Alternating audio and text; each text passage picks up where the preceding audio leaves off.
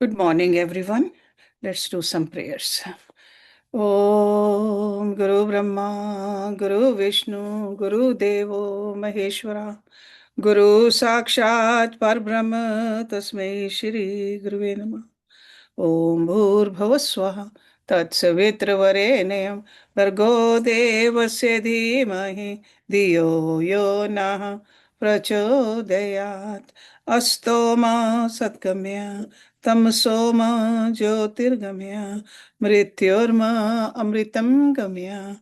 Om Sahnavavtu Sahnabhanaktu Saviryam Karvavahi, Tejasvi Navadhitamastu Ma Vidvishavahi.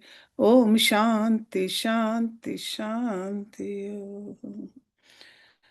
Let's open Yoga Darshan, second chapter, Sadhna Pad,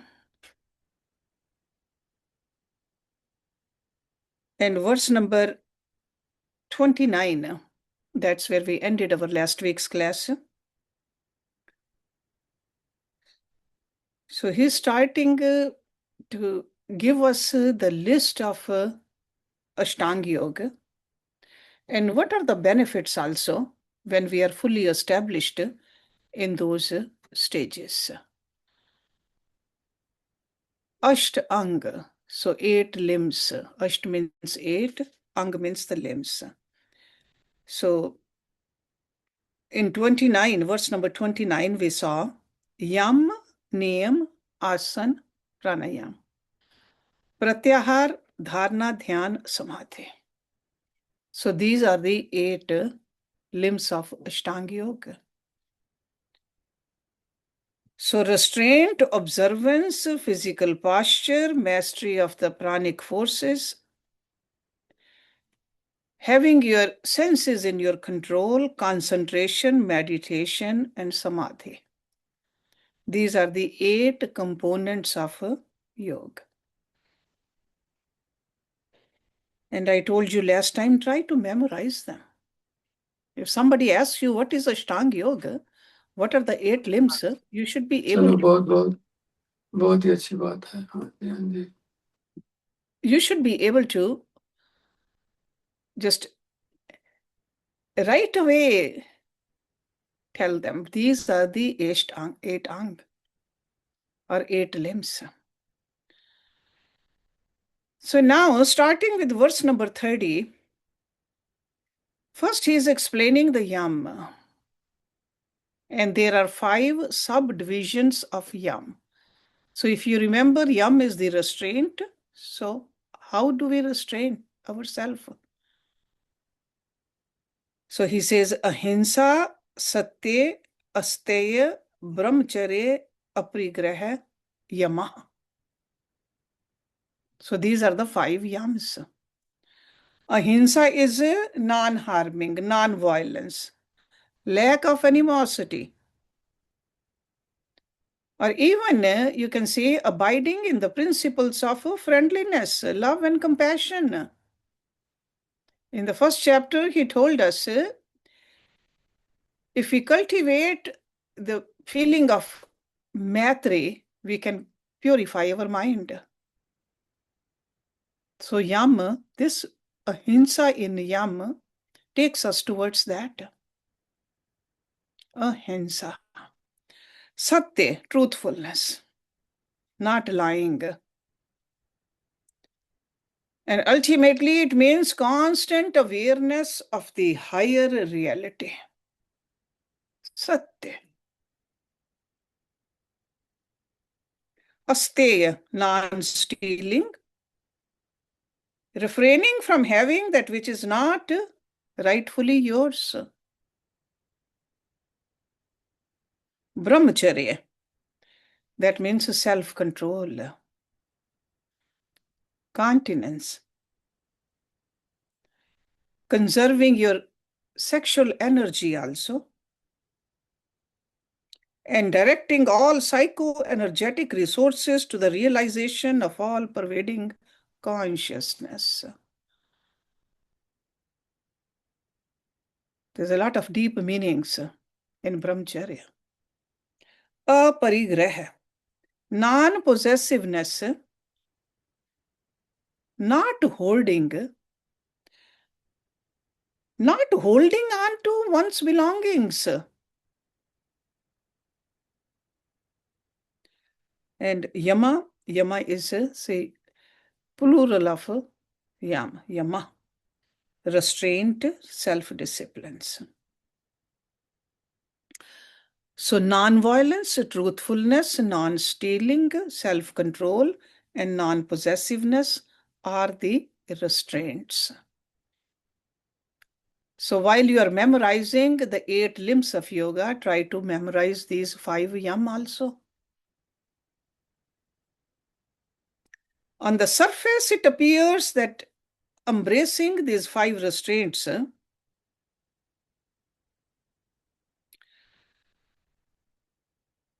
help us build a solid foundation of changing our behavior.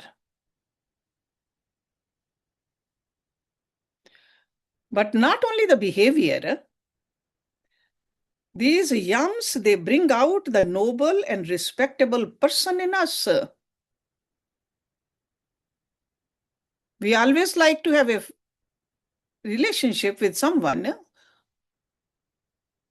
who is non-violent, who tells the truth, who is not greedy, who has control over the senses. So if we try to cultivate these qualities in ourselves, we will see the nobility in us. We become exemplary. Not only exemplary, we are no longer a source of fear for anyone. These restraints make our life simple, leaving us with plenty of time and energy to attend to our core mission. And what is our core mission? Yoga sadhana. We are not wasting energy, we are not wasting time. So this in itself is a great accomplishment. All the restraints and also the observances we'll see in the next verse are rooted in ahimsa, the first one, the first yam. So they are to be practiced to attain perfection in ahimsa. Again, let me repeat, ahimsa is non-animosity toward all living beings all the time. And in every respect. When I say every respect, physically, mentally, verbally, every which way. This concise statement can be fully understood only in the light of the description of 5 afflictions which we learned earlier.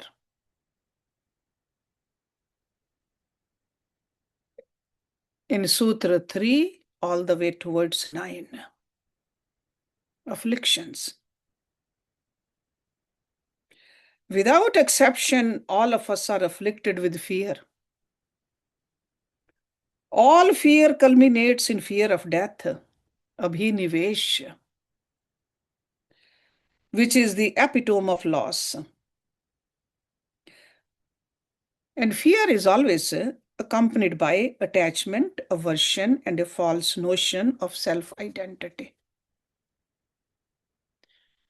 If we have experienced who we are in reality, eternal, which does not die, which cannot be harmed, which cannot be burnt or dried, there's no fear. But when we identify ourselves with this body, or with our name and fame, or with the belongings, there's always a fear. Fear is always accompanied by attachment, aversion, and a false notion of self-identity. Remember that. And it has roots in Avidya, ignorance. That's what we learned in those beautiful verses. Not only that, it receives its inspiration and nourishment also from avidya. More ignorant we are, more fearful, more attached, more greedy, more jealous we will be. So, avidya is our strong attachment to what is contradicted by our intuition.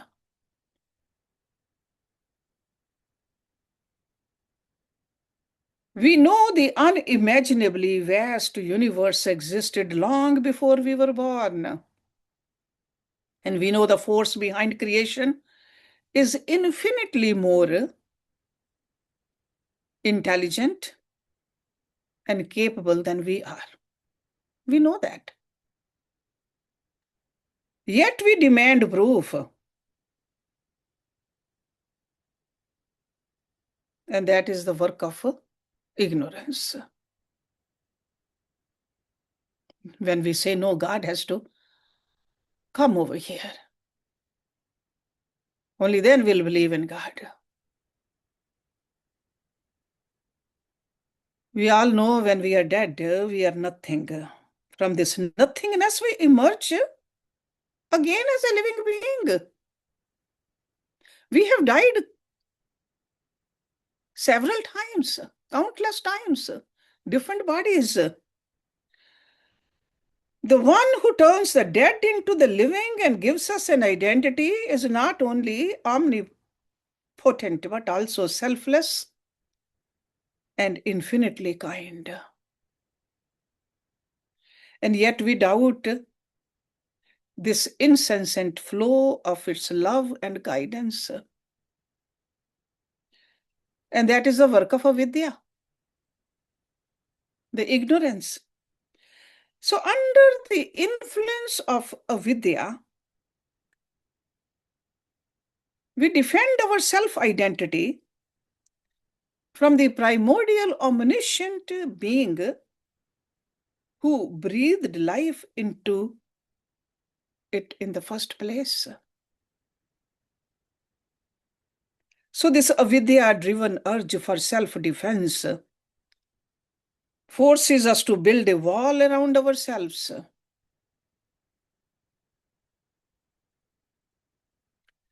That's how the sense of duality was born. Me and mine, me versus you. And from you, we always are afraid. While living within the confines of duality, we are cut off from the immortal, eternal core of our well being. The immortal in us is enveloped by the experience of mortality. And this is the wellspring of the fear. And as a yoga abhyasi, we need to check this out. What is that in us which is immortal, eternal, and why are we afraid? Fear is pervasive. We are consumed by the urge to defend ourselves and protect our existence. And this urge is the one which impels us to take the defense. And sometimes in that, offense also. That's how we become offensive at the slightest provocation. All living beings, from single-celled organisms to complex entities, are continually emitting their innate fear. And we are all sending this fearful energy into this cosmos. So we are living in a world run by fear. The more evolved a creature, more intelligent the creature, the more intense and goal-driven the creature,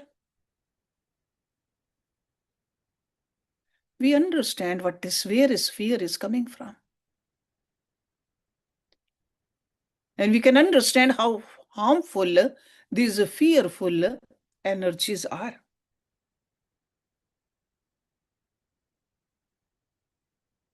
We humans think that we are highly evolved, but fear contained in us is so intense and definitive also than compared to the other creatures. Other creatures, they will not harm their own species. But as human beings, we see again and again killings being done. Animals fight and hunt for obvious reasons. Mainly the food. He may have. We fight for these also. We fight for the subtler reasons too, like power, possession, and for prestige and fame also. And we call ourselves evolved. Animals' fear is regulated by nature. So that's why their range of enemies is limited. Our fear is rooted in and propelled by well crystallized avidya, ignorance. And from that avidya, we have gotten a mind which is highly afflicted. There's no limit to our desires, cravings, ambitions, urge for self importance. This stretches the range of our enemies to an almost limitless size. And fully formed fear, and which is driven by animosity, is a unique characteristic of human beings. At the same time, it's so subtle and potent that only a person highly endowed with the power of discernment can see its far-reaching, entangled tentacles. Because animosity is more subtle than physical or verbal retaliation against a person or a group with the potential to harm us. To describe the subtle nature of fear, and when it's born, it's called animosity. In our scriptures, they gave the name to it abhidroha. It's a Sanskrit word which means intense aversion that captures our mind from every direction. Abhidroha. It is a mental condition that engenders anger towards those we dislike. They cannot be, they are not even in front of us. They could be on the other side of the globe, but we can still create anger. In other words, intense aversion coupled with anger is abhidroha, the fundamental force behind animosity. And animosity is always preceded by a strong sense of self-identity. Anyone or anything that threatens our self-identity is our enemy then. It could be an individual,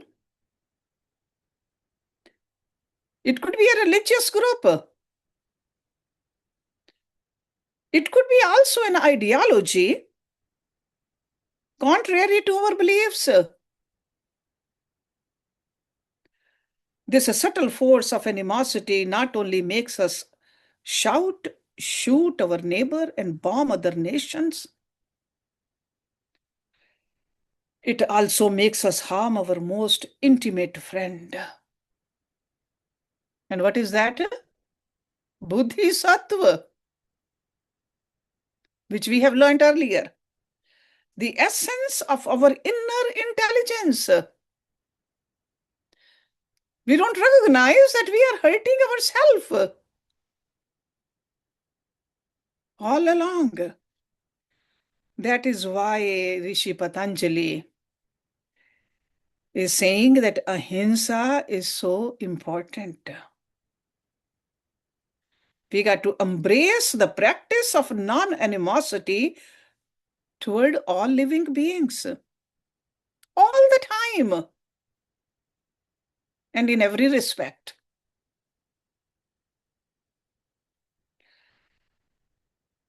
The remaining four restraints are rooted in ahimsa. See, just like those five klesh, the root was ignorance, avidya. Over here, the root cause is hinsa. So we have to cultivate ahimsa. Because when we are not established in ahimsa, if we have not conquered the primitive urge of self-preservation, we find ourselves under enormous pressure to manipulate our conscience, fabricate the evidence. So mind is playing the games then. We want to obstruct justice. We will do everything possible to justify our intentions and deeds. And we are bound to commit hinsa, the violence. This extremely subtle form of hinsa is hidden in the deepest recesses of our mind. For untold ages, we have been using this subtle element of violence to defend ourselves. And we are trying to eliminate those who pose a threat to our self-identity. The sad part is we think this is a strength because that's how we perceive it. And driven by our subhuman tendencies, we protect and nurture this element at any cost.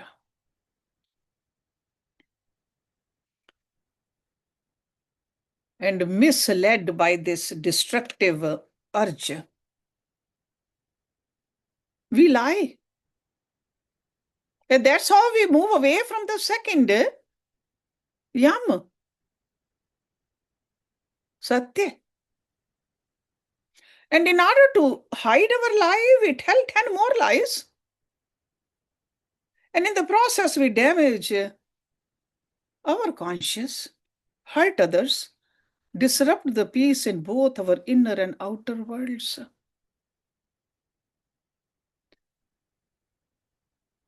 The same tendency convinces our mind and senses to claim things that are not ours.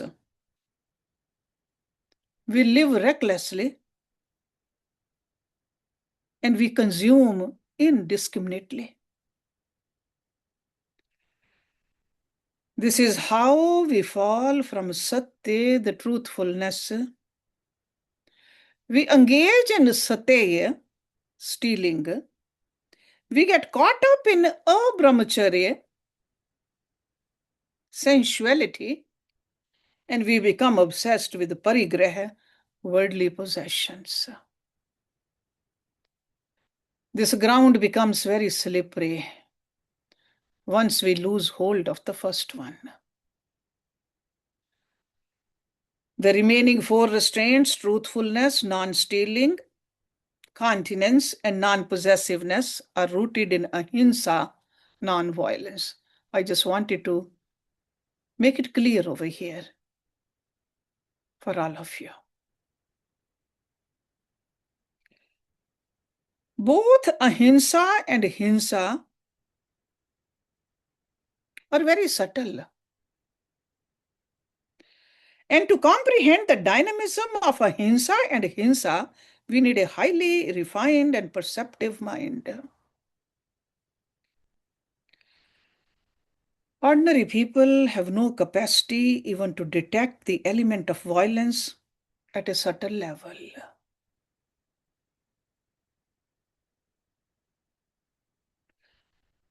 The same way, embracing the practice of non-violence at the subtle level is beyond the scope of ordinary seekers. The phenomena of lying, stealing, excessive sense gratification, obsession with worldly possessions keeps on destroying us. We don't even see the destructive effects on us, destructive effect on the society. But for a practitioner, it's easy to see because of the subtlety of the mind. So by restraining ourselves from lying, stealing, and abusing our senses, and by minimizing our mental and worldly possessions, we are automatically embracing the principle of ahimsa. That is why we practice all 5 restraints together, actually. They are all connected. It's almost like if one enemy comes, the others are coming too. One friend is coming, other friends will join too. So the practice of the 5 restraints is the foundation for a wholesome life.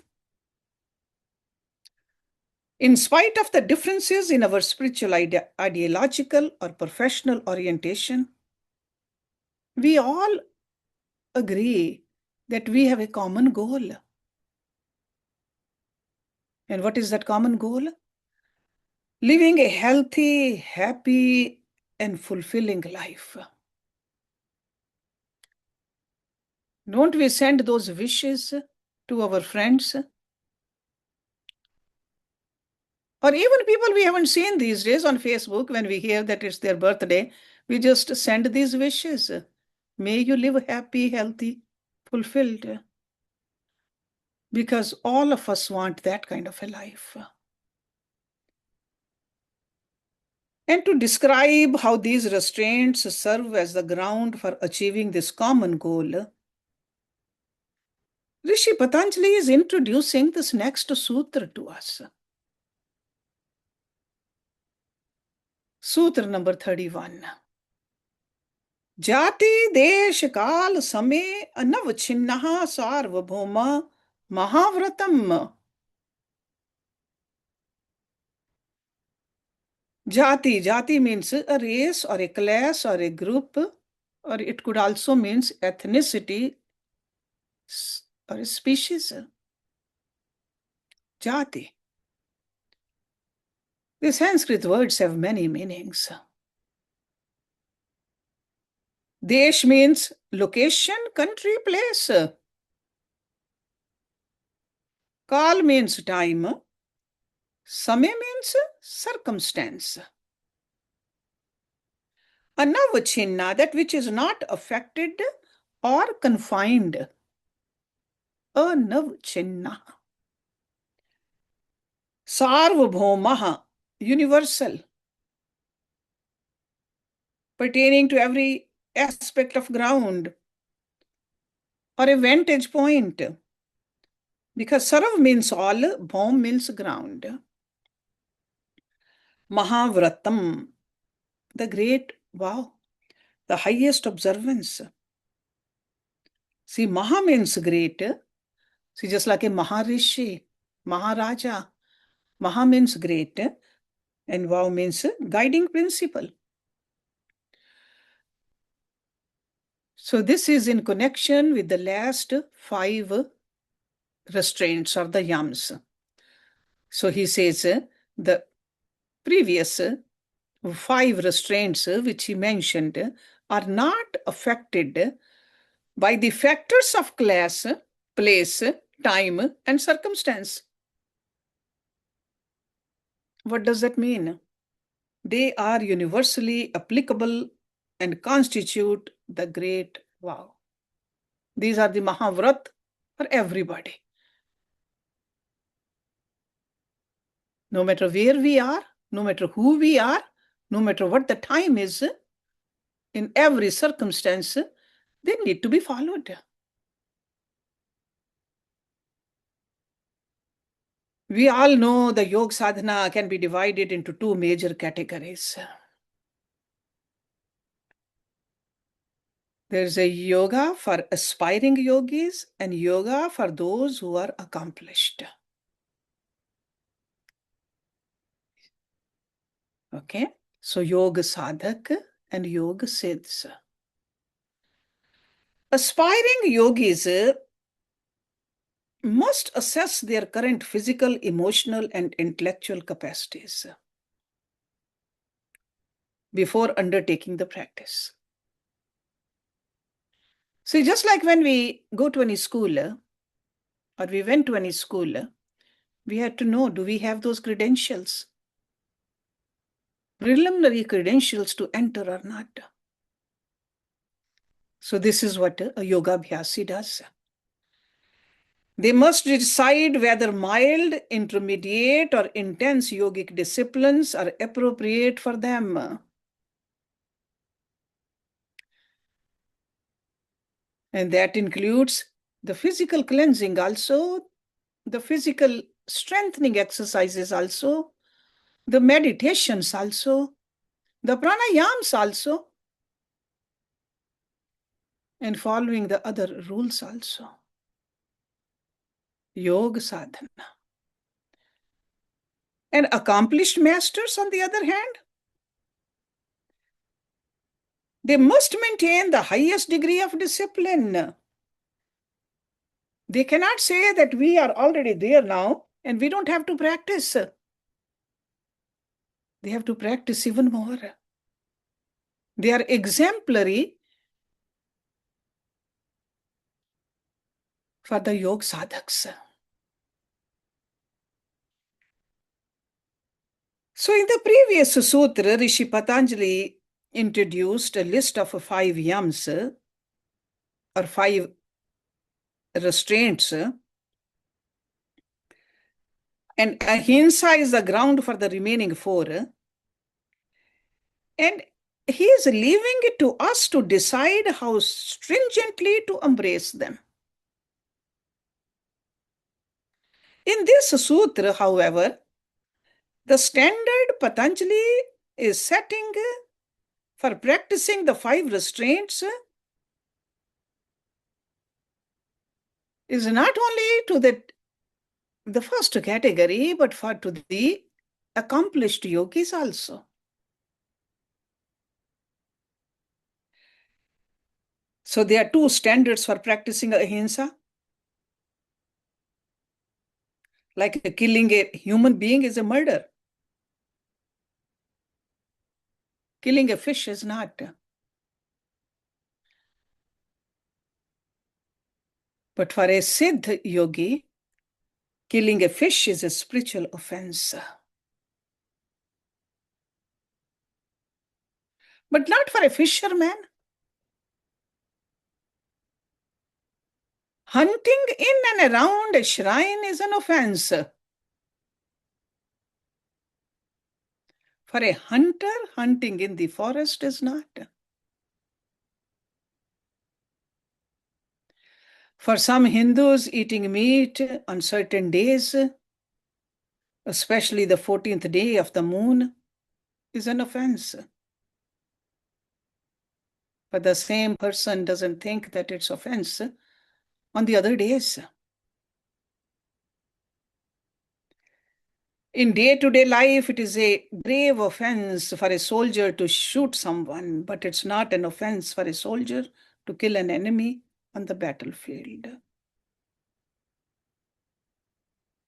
So in the early stages of yoga sadhana, the 5 restraints, non-violence, truthfulness, non-stealing, continence, non-possessiveness, can be practiced while paying attention to your jati, your culture, your professional identities, place, kal, samay. But in higher stages, if you want to move up to those Siddh yogi, move towards a goal of life,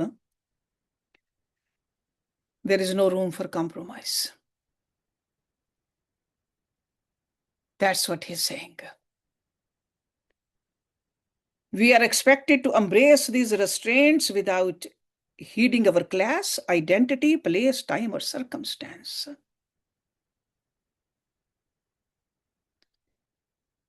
A Siddh yogi, even if there's nothing to eat, will not kill anyone. A Siddh yogi. Because Siddh yogi understands that I am the Atma, which doesn't die. It's okay to let go of this body at this point if there's no food or water. But I will not steal or kill or harm or lie. Ordinary person will make excuses, sometimes physical benefit, sometimes other justifications. So that's why I said this verse is actually truly for those accomplished yogis. For them, it's a Mahavrat. And if we want to reach there, if that is our goal, then we got to accept these as our vrats. It's not that we take these vrats when we have achieved there. We accept these vrats in order to achieve there. In higher stages, not only must we practice these restraints in action, we must also practice them in speech and thought. And in addition, we must observe the subtle motives behind our thought, subtle motive behind our action and our speech also. This degree of precision and perfection requires supremely refined vigilance. And only the Pragya Shakti, the self-revealing power of our inner intelligence, can assess whether or not we have diligently embraced this highly refined practice of self-restraint. We can fool others, can never fool ourselves. We know whether we are lying or not. We are stealing or not. So we got to keep on inching up towards this Pragya Shakti. It is important to remember that in this sutra, Patanjali is describing the characteristics of being established in the unblemished virtues of all these 5. Ahimsa also, Satya also, and rest of them also. So for an aspiring yogi,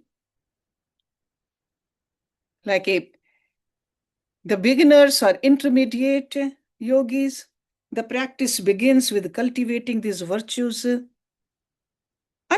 through consistent practice, and not only the practice but self-reflection also, we become established in them. That's why this daily checklist is so important. Every day we have to check ourselves. Not only end of the day, maybe middle of the day too. It all depends how serious you are.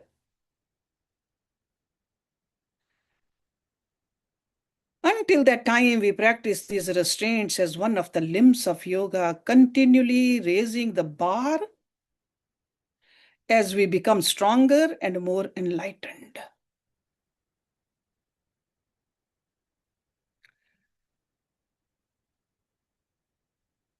In the next verse, Rishi Patanjali is introducing the 5 niyam. Niyams, loosely translated in English, is observances. And that is the second of the limbs of yoga, the Ashtanga Yoga. Let's look at that a little bit and then we'll finish it up next week. So verse number 32, Shauch, Santosh, Tapaha, Swadhyay, Ishwar Pranidhanani, Niyama. Shauch, purity, cleanliness, the condition in which the light can shine. Light is there. We don't have to bring light from anywhere. But it doesn't shine because of the dullness of the mind, intellect, understanding. So shauch, santosh, satisfaction, contentment, lack of wanting more and more. So lack of that. I am okay the way I am. Contentment. Tapaha, austerity. It's almost like a standing against the sense cravings. Tapa. It's also translated as penance. In Bhagavad Gita also we learned a lot about tap, and in this chapter also in the beginning, in the Kriya Yoga, definition of Kriya Yoga, tap was the first one. Tap, Swadhyay, Ishwar Pranidhan. If you remember, these 3 constitute Kriya Yoga. Swadhyay, self-study, self-reflection, study of the scriptures. Ishwar Pranidhan, trustful surrender to the highest divinity. Ishwar is the protector, the primordial master. He is the guide, Ishwar. Pranidhanani, that means complete surrender. That also means offering our actions and the fruits of actions to the divine being, doing all the actions just for him. Niyam. Niyam means observance or discipline, which should not be ignored. Purity, contentment, austerity, self-study, and trustful surrender to Ishwar are the observances. So we'll look at these in detail when we start our class next week. So try to memorize these also. 5 yam, 5 niyam, and 8 limbs of yoga. That should be very much part of our vocabulary. Just like we had to memorize the tables also, the alphabet also. A lot of rules also. They became part of us. So as a yoga abhyasi, we need to remember these also. Om Purnamada Purnamidam Purnat Purnamudachyate Purnasya Purnamadaye Purnameva Visheshyate Om Shanti Shanti Shanti Om.